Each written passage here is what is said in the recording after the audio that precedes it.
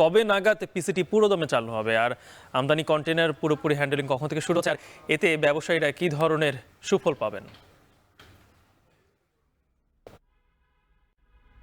গালিব, আমদানি কন্টেনার হ্যান্ডলিংয়ের জন্য যেসব প্রয়োজনীয় গুরুত্বপূর্ণ আনুষঙ্গিক কাজ এবং যন্ত্রপাতি আছে সেগুলো সীমাবদ্ধতার কারণেই কিন্তু চালুর 9 মাস পরও পুরোপুরি এখন আমদানি পণ্যবাহী কন্টেনার হ্যান্ডলিং করতে পারছে না পিসিটি। এবং এখানে জানিয়ে রাখি, গত বছরের 8ই জুন প্রথম বিদেশি অপারেটর সৌদি আরবের রেড সি চট্টগ্রাম বন্দরের এই গুরুত্বপূর্ণ টার্মিনালটি পরিচালনার কাজ শুরু করে এবং তাদের সঙ্গে প্রায় 22 বছর জন্য চুক্তি করেছে চট্টগ্রাম বন্দর। 22 বছর তারা এই টার্মিনালটি পরিচালনা করবে, কিন্তু বেশ কিছু সীমাবদ্ধতার কারণে তারা এখানে এখনও পুরোদমে টার্মিনাল কন্টেনার আমদানি পণ্যের কন্টেনার হ্যান্ডলিং করতে পারছে না। তবে সম্প্রতি তারা দুটি আমদানি পণ্যবাহী জাহাজ আমদানি কন্টেনার নিয়ে এই টার্মিনালে ভিড়েছে এবং পরীক্ষামূলকভাবে তারা সেই কার্যক্রম চালুর চেষ্টা করছে এবং ইতিমধ্যে কিন্তু তারা স্ক্যানার এনেছে এবং স্ক্যানার স্থাপনের পরই পুরোদমে এই টার্মিনালটিতে আমদানি পণ্যবাহী কন্টেনার হ্যান্ডলিং এবং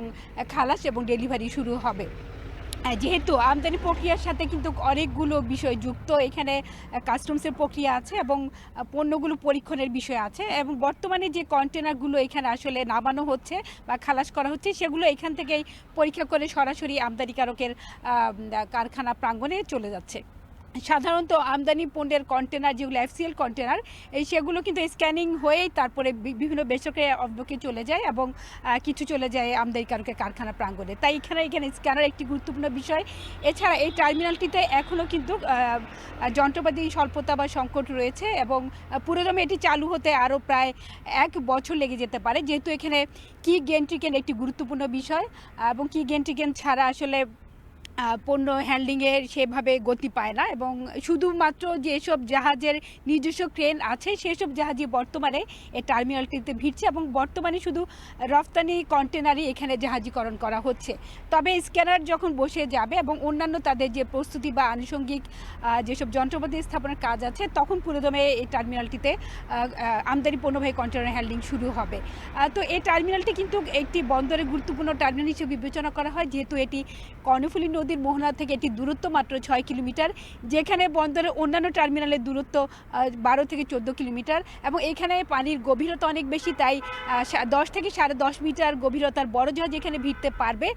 তাই বড় জাহাজ ভিড়লে এখানে অল্প সময়ে কন্টেনার পণ্য খালাস করা যাবে এবং বেশি পরিমাণ পণ্য এখানে আসতে পারবে।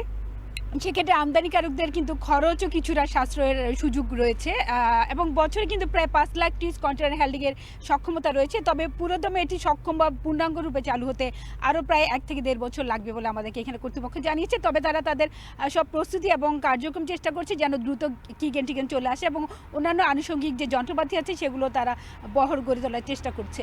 তো গালিব, এই ছিল আমার কাছে পতেঙ্গা কন্টেনার টার্মিনাল থেকে এই টার্মিনাল যে আমদানি পণ্যের হ্যান্ডলিং কার্যক্রমের সবশেষ।